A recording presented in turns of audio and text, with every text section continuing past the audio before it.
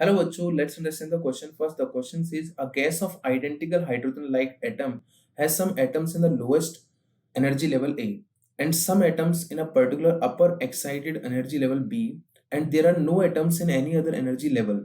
The atoms of the gas makes transition to higher energy level by absorbing monochromatic light of photon 2.7 electron volt. Subsequently, the atom emit radiation of only 6 different photon energies. Some of the emitted photons have energy 2.7 electron volt and some have the energy more and less 2.7 electron volt. Find the principal quantum number of initially excited level B.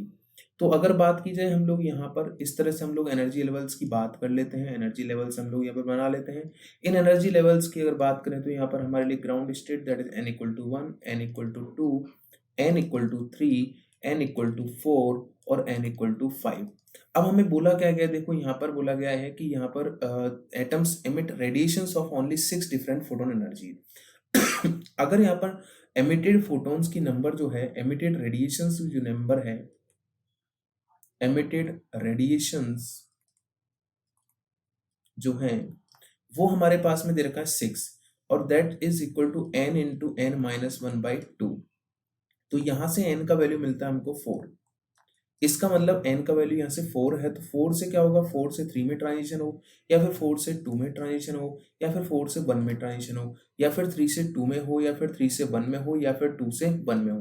तो these are the spectral lines या फिर number of photons जो कि यहाँ पर emit हो रहे हैं जब हायर एनर्जी से कोई भी लोअर एनर्जी में ट्रांजिशन होगा। तो अब हमें बोला गया है कि अगर 2.7 इलेक्ट्रॉन वोल्ट का अगर फोटोन यहाँ पर एमिट हो रहा है तो जो प्रिंसिपल क्वांटम नंबर होगा जो लेवल बी का है वो कितना है। तो हम अगर यहाँ से देखें तो हम ऐसा कह सकते हैं डेल्टा ई वो हम लिख सकते हैं यहाँ पर -13.6 अपॉन एन स्क्वायर। एन का वैल्यू यहाँ पर ये सॉरी एन यहाँ ना लेके यहाँ पर लोग यहाँ लिख देंगे -13.6 1 upon n one square minus 1 upon n two square, जबकि एन टू का वैल्यू मुझे पता है कि यहाँ पर कितना है हमारे पास में 4 है और n1 का वैल्यू हमें फाइंड आउट करना है जो कि प्रिंसिपल क्वांटम नंबर होगा।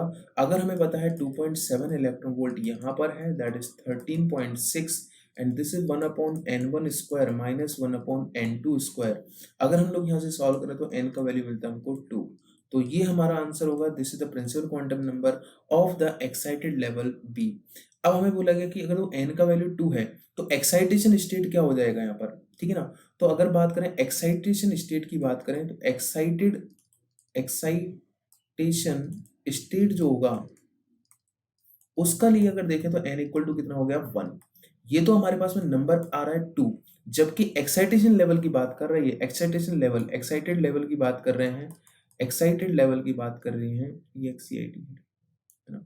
एक्साइटेड लेवल जो होगा वो हमारे पास में कितना होगा 1। तो आंसर रहेगा यहाँ पर एक्साइटेशन लेवल का that is n equal to 1। तो आई होप आपको ये क्वेश्चन समझ में आ गया होगा। Thank you.